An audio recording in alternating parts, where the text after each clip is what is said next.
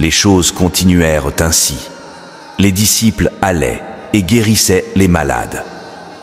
Mais comme cela n'empêcha pas la majorité des gens de se détourner de l'Imamou, refusant de croire en sa mission, l'Imamou ordonna à ses disciples de ne plus soigner ce genre de maladie. Il leur dit en effet, « Dieu vous a donné ce pouvoir comme une sorte de provision supplémentaire afin que les gens croient en lui et son prophète. Puisqu'ils ne veulent pas croire, abandonnez cette pratique. » Parmi les réalisations extraordinaires de Seydina l'Imamou, par la volonté de Dieu, il faut citer le fait qu'il était plus généreux qu'un nuage déversant la pluie ou un torrent d'eau. Il distribuait aux gens ses biens, donnait à manger à tous ses visiteurs. Du matin au soir, le feu restait allumé dans la cuisine. Il offrait plusieurs sortes d'aliments.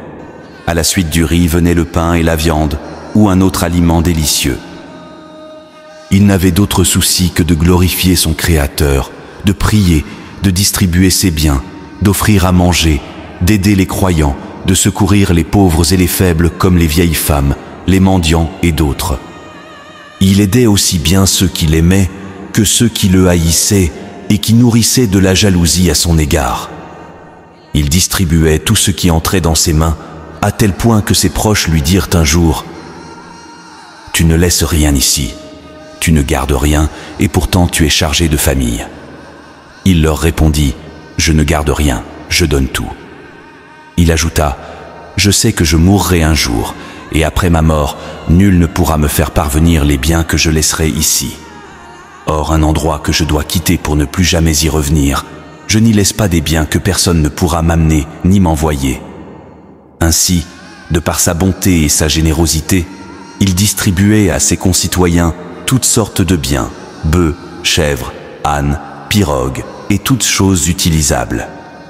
Il les aidait sans tenir compte de leur refus de croire en sa mission. Mais de leur côté, tous, malgré leur non-croyance en son message, le respectaient et reconnaissaient son autorité. Ils venaient à lui pour le consulter sur tout ce qui les étonnait ou les embarrassait. Très souvent, il les aidait et il ne voulait qu'on lui rapporte d'eux d'autres propos que de bonnes paroles. Il avait le cœur indulgent à l'égard de tous les musulmans. Il ne voulait que le salut de tout musulman. Or, ces gens-là étaient, vis-à-vis de la mission de l'Imamou, des égarés. Ils ont rejeté celui qui était leur aubaine, car l'Imamou était la miséricorde de tous les musulmans. Si les gens le connaissaient suffisamment, ils auraient ça cru en lui et suivi ses commandements, et alors Satan, le maudit, aurait pleuré. Mais il arrive bien souvent qu'un peuple se détourne d'un envoyé de Dieu, Houd, un grand saint, qui était pour lui une faveur de Dieu par égarement, par refus de croire ou par simple jalousie, car la vérité c'est facile à reconnaître.